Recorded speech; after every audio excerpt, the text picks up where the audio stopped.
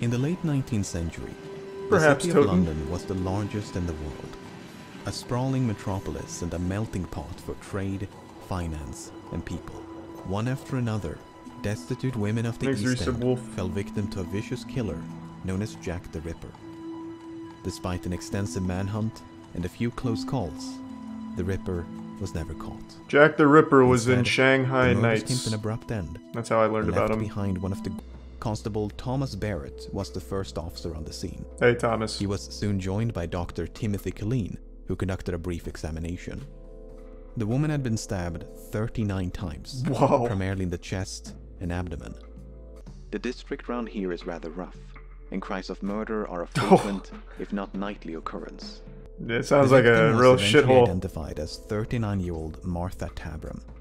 Tabram was a mother of two and had separated from her husband many years prior. Amy Her last known Schumer. address was 19 George Street, a common lodging house. Barely 2 hours later, Constable Barrett had spoken to a soldier loitering near the north entrance of George Yard. Well, this is probably the soldier had guy. told Barrett that he was, quote, waiting for his mate who had gone away with a girl. Even if a soldier had been responsible, no one could deduce a motive.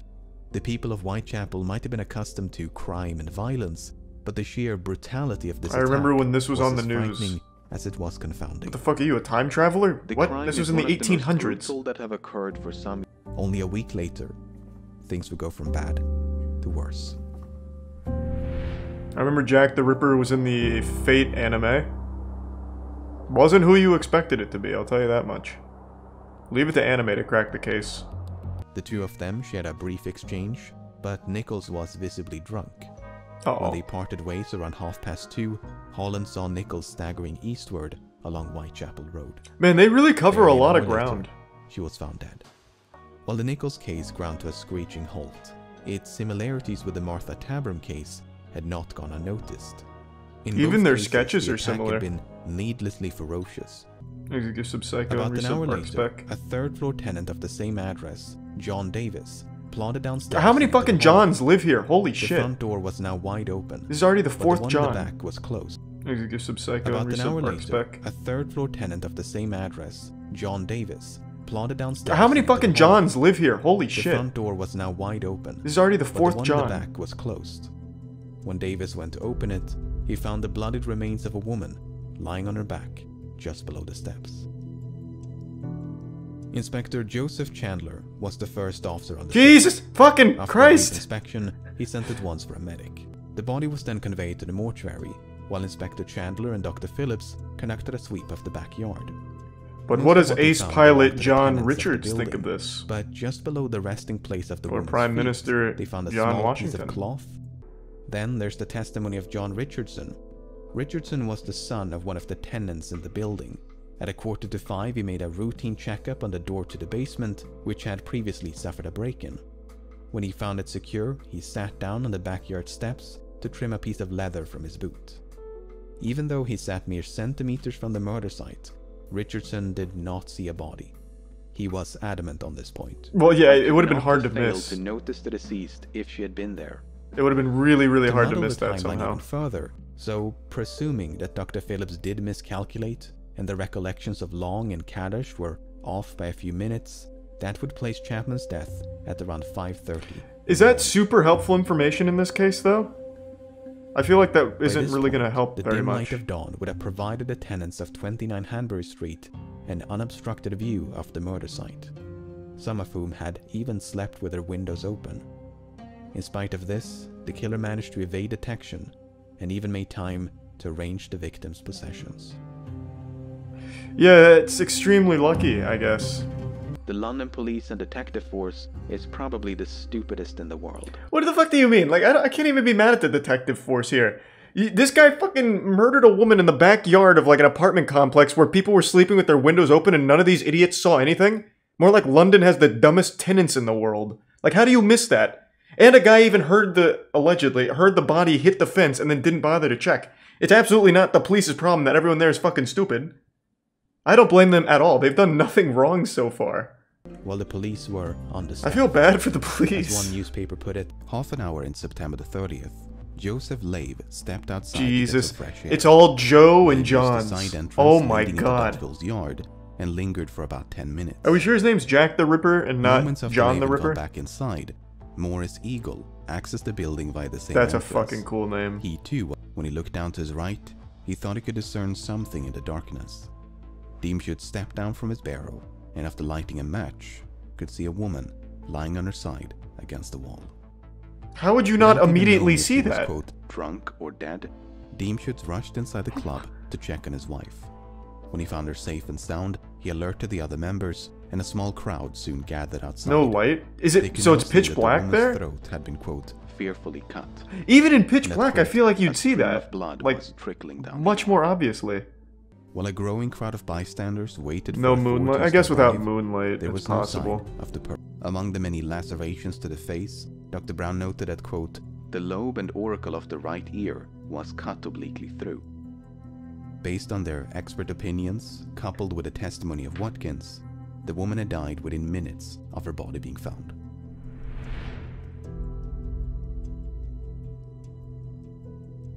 Back in Berners Maybe Street, Jack the Dr. Ripper was a Frederick bunch of Blackwell and people. Dr. I bet. George Phillips I'm sure had that's a reached the same theory. conclusion. The woman in Like it was a Duckville's cult. yard had, about 1:45, Schwartz had been walking down Berners Street. As he came up on Duckville's yard, he witnessed a man throwing a woman to the ground in front of the entrance. The woman had, quote, he didn't try and screamed help? 3 times, but not very loudly. Schwartz would later identify this woman as Elizabeth Stride. Schwartz did not try to intervene, but opted instead to simply cross the street. That's when he spied a second man on the opposite side, who was lighting a pipe. Alright, Israel. Israel. Abeline therefore deduced that the man who shouted Lipsky was directing an insult at Schwartz, who was described as having a, quote, strong Jewish appearance. The man with the pipe, meanwhile, may have been an innocent passerby who became frightened along with Schwartz. Whether Abeline's interpretation is correct, So it's they doubtful didn't try and help at all? This man Nevertheless, Schwartz's account is compelling. straight up as he throws the woman conceivably down, witnessed getting the ready to murder moment her, and they just when walk by? Elizabeth Stride was attacked. Fucking rough. Thanks, Risa, Back in Morthar, Mitre Swifty, Square, and Trust a Cuz. large crowd of spectators had assembled upon the They could have at scene, least started yelling, like, all driven ah. by their morbid Ooh, curiosity ah, to get a don't glimpse kill of the her. body. The woman in Mitre Square was identified as 46-year-old Catherine Eddowes. On the night of her death, Eddowes had been out drinking. She got so drunk that around 8:30, she was found lying on the sidewalk in Aldgate High Street, surrounded by a crowd. Glad you liked it, Nash. The commotion attracted a few officers, who then escorted Eddowes to a nearby police station. What's so incredibly tragic about the Eddowes case is how narrowly the killer escaped justice. First of all, the only private residence in Mitre Square was occupied by a policeman and his family. They had slept right next to an upper floor window overlooking the murder site. Jesus. Second of all, a night watchman and retired policeman had been cleaning a warehouse within earshot Oh my of the murder god. site. He would routinely hear the footsteps of patrolling officers, yet heard nothing at the time of the murder. Finally, Constable James Harvey had glanced into Mitre Square at roughly 20 minutes to 2. That's right in between the sighting by Lavende and the body's discovery. Harvey should have had an unobstructed view of the murder site, yet he failed to notice anything suspicious. Yeah, someone said While that killer the did theory is that ultimately escape, he was they a did policeman. not do so without leaving a trace. I would Shortly believe before that. 3 o'clock, But I do a think it's multiple bloodstained piece people. of cloth was 3 days before the murder of Elizabeth Stride and Catherine Eddowes. The Central News Agency of London received a letter in the post, the author of which claimed responsibility for the recent murders and to be planning for the, quote, next job. On the off chance that the letters were genuine, the police decided to make them public. The hope was that someone would recognize the handwriting. Unfortunately, That's such no a one ever did. weird idea. Instead, it merely I would served to never advertise recognize the name handwriting. with which the letters had been signed. The doctors who examined the kidney all agreed that it was human, but whether it was the same left kidney removed from the body of Eddowes could not be determined. It could, for instance, have been an elaborate hoax by a medical student or someone with access to human organs. It's crazy. Trolls The author of existed the all the way accompanying back letter then. meanwhile insists, it is pretty certain that the master has become frightened and has suspended his horrible work for the present, if not for good. That's, I don't know about that gloating. Man's calling GG. Miller's court was soon crawling with police. but the door to room 13 was locked and had to be forced open with a pickaxe. What they found inside was truly the stuff of nightmares. Dr. George Phillips described the body as, quote, cut all to pieces. Dr. Thomas Bond described the woman's face as, quote, hacked beyond recognition. The abdomen had been, quote, emptied of its viscera, while the throat had been, quote, severed all round, down to the bone. The body had been monstrously disfigured, with loose organs dispersed all around it. The room itself was sparsely furnished and offered little in the way of clues. 2 tables, 1 or 2 chairs, and a small cabinet. But what about the security cameras? Amongst the ashes of a fire, the victim was identified almost immediately. Her name was Mary Jane Kelly, and she was the tenant of 13 Miller's Court. The 2 of them were supposedly well acquainted, and Kelly had asked if he could spare a few coins. But Hutchinson was broke, and Kelly was desperate for money, so they soon parted ways. Moments later, Hutchinson observed Kelly being accosted by a well-dressed man. The 2 of them had a seemingly jovial interaction and began walking north. Chasing George. Hutchinson remained in the vicinity until 3 o'clock, but neither Kelly nor the man reappeared. So he just sat there for an hour? Cox returned home. In stark contrast to the loud singing upon her last departure, Cox was now struck by the complete absence of sound and light from Kelly's room. According to Dr. Bond, Kelly died between 1 and 2 o'clock in the morning. Dr. Phillips placed the time of death a few hours later. But some witnesses were quite adamant that they had seen or even spoken to Kelly as late as 8 or 10 o'clock in the morning. Keep in mind that her body was discovered at 11:15. These contradictions are difficult to reconcile, and the precise time of death eludes us to this day. Well, how about the people that heard the cries of murder? Why? Can we ask them why they didn't do anything? And what about Hutchinson, who just sat there Mary Jane scoping it out? Is typically regarded as the Ripper's final victim. This misguided manhunt is somewhat emblematic of the whole investigation. The police pursued even the most tenuous of leads due to a lack of evidence. And they should have just hung out at prostitutes' places. They interviewed thousands, investigated hundreds. Just post up like an officer at the main prostitute hotspots. In the words of Inspector Frederick Abeline, theories. We were lost almost in theories. This profile was prepared by Dr. Thomas Bond, and he described the Ripper as a strong, middle-aged man with an inoffensive appearance who dressed respectably. Bond's most controversial Jesus, who is that one? Peter Pan? Possessed, quote, he likely had some form of employment, as the murders were committed around weekends and public holidays, and he may have had some degree of anatomical knowledge. I don't think he did. With this unshakable profile in hand, I think he's a fucking take idiot. A closer look at it. Of course, I still watch slapping. On the morning of August the 31st, like Charles TV Cross beatdown. left his home on Doveton Street and headed for work. When he turned into Bucks Row, he happened upon the body of Mary Ann Nichols. Moments later, he was joined by Robert Paul, and events transpired as previously described.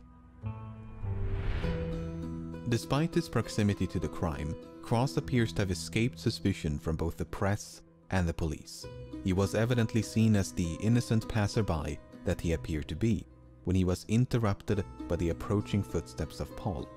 Cross then concealed the murder weapon and portrayed himself as someone who just found the body. The injuries inflicted upon Nichols would be consistent with an interruption, as they were less severe than those of later victims. What's interesting about Cross is that he likely testified under a false name. He claimed to be employed as a carman, and his address was given as 22 Doveton Street. But surviving records show that in 1888, this address was occupied by a man named Charles Lechmere. Maybe he forgot his last name. As a carman. Executive to begin, Steve. The most compelling evidence against Lechmere is that his morning commute between home and work roughly coincides with the time and place of the murders. It's definitely this fucking Except guy. for the murders of Elizabeth Stride and Catherine Eddowes. Yeah, but they're not far. On Sunday, the only day when Lechmere would have been free from work. Not only that, but all the murders were committed around weekends and public holidays. Why would a man who supposedly timed the murders with his morning commute gravitate towards days of rest? While there is no evidence of Lechmere ever being suspected by the police, it is difficult to believe that he was completely overlooked. Many case files have not survived, so any doubts investigators might have had could have long since disappeared. Next we Now, a Jordan. witness who definitely attracted attention was Joseph Barnett. Yeah, but it was Charles Cross. I believe it was Charles Cross. In fact, I know it was. After hearing that, nothing else could convince me otherwise. Until Lamino makes a great case for Joseph Barnett. Was the man. Barnett was employed as a fish porter, but for reasons unknown, he lost his job between July and August of 1888. From that point onwards, the couple struggled to pay rent, and Kelly resorted back to prostitution. Now, those who believe that Barnett was the Ripper view his loss of employment as a turning point. The argument is that Barnett was so overcome with guilt and anguish for driving Kelly back to prostitution that he went on a murder spree. This might further explain why Kelly was the Ripper's final and most viciously mutilated victim, the implication being that Barnett felt rejected by Kelly and wanted revenge for the breakup.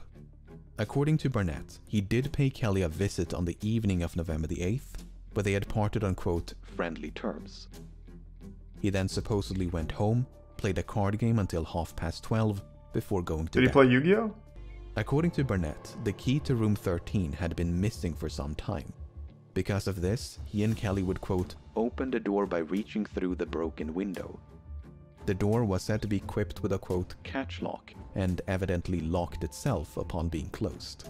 If that's true, mystery solved. But even if the door was not self-locking, there's still an obvious solution. All the killer would have had to do is observe Kelly using the window trick and then employ that same technique to fasten the door upon leaving. But those who favor Barnett as the Ripper offer yet another solution. The key never went missing. Instead, Barnett is said to have stolen the key and then used it on the night of the murder. These solutions are all equally valid, and it's impossible to know which one is correct. Yeah, but it's with Charles Cross. There is a slight variation of this theory. While it's only natural for suspicion to fall upon witnesses and acquaintances, Victorian detectives did pursue other lines of inquiry. One prominent theory was that the Ripper suffered from insanity, and a prime suspect in that category is Aaron Kosminski. Who? I haven't heard that name yet. Have we? I don't remember Kosminski. The Whitechapel murders investigation. Surviving records show that an Aaron Kosminski was admitted to a psychiatric hospital in 1891. Aaron was indeed from Poland, he was Jewish, and had lived in Whitechapel. He suffered from auditory hallucinations and a paranoid fear of being fed by others. Only on rare occasions would he get, quote, excited and violent. However, before his confinement, Aaron had once threatened his sister with a knife. The case against him largely hinges upon the claims made by Anderson, Swanson, and McNaughton, especially the claim that an unnamed witness identified a suspect named Kosminski. There had to be a witness at some point here. That suspect These murders were committed in front of fucking apartments. With Aaron Kosminski. But in recent years, Aaron Kosminski has been resurrected as a prime suspect due to a controversial DNA analysis. Oh. Okay, so back in 1888, Acting Sergeant Amos Simpson they found his old cum sock? Stolen a blood-stained shawl from the crime scene of Catherine Eddowes. This shawl was then passed down from one generation to the next. Why? Before being submitted for DNA testing in 2011. DNA samples were extracted from the shawl and then compared against maternal descendants of Eddowes and Kosminski. What? In both cases, it was a match. If the subsequent news coverage is to be believed, the mystery has now been, quote, definitively solved. Aaron Kosminski was Jack the Ripper. But as you can imagine, it's never quite that simple. That's fucking First of wild. all, the provenance But in recent years, Aaron Kosminski has been resurrected as a prime suspect due to a controversial DNA analysis. Oh. Okay, so back in 1888, Acting Sergeant Amos Simpson they found his old cum sock? Stolen a blood-stained shawl from the crime scene of Catherine Eddowes.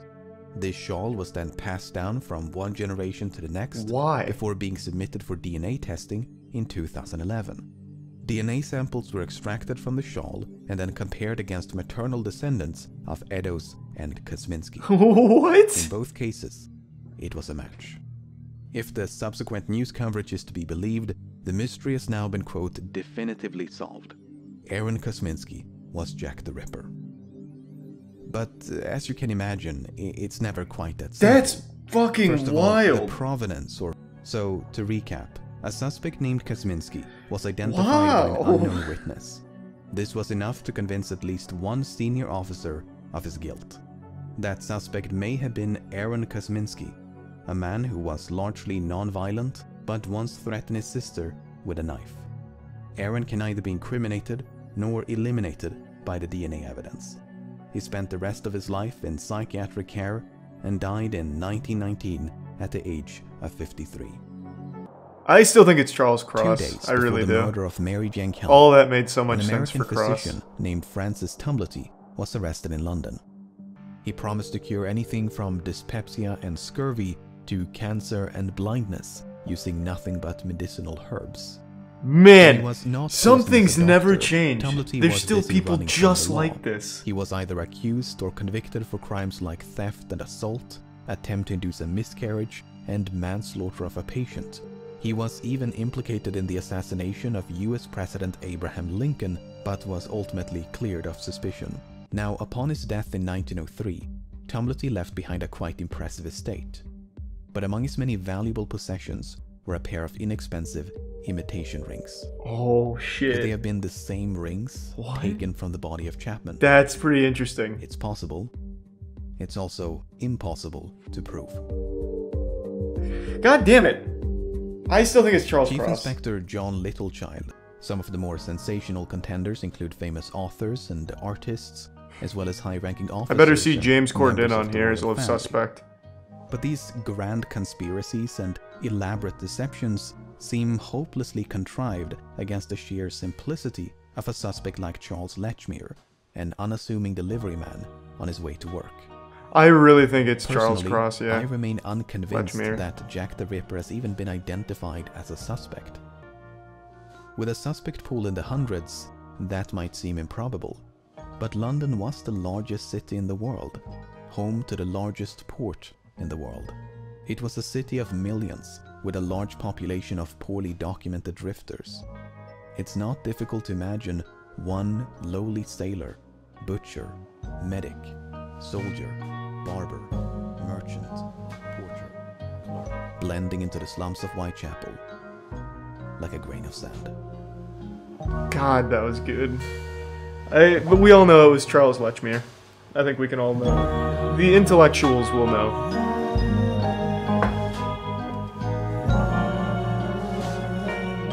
Charles Cross, Charles Lechmere are the same person. Charles Cross is the name he went by to testify, instead of his real name, which was Charles Lechmere.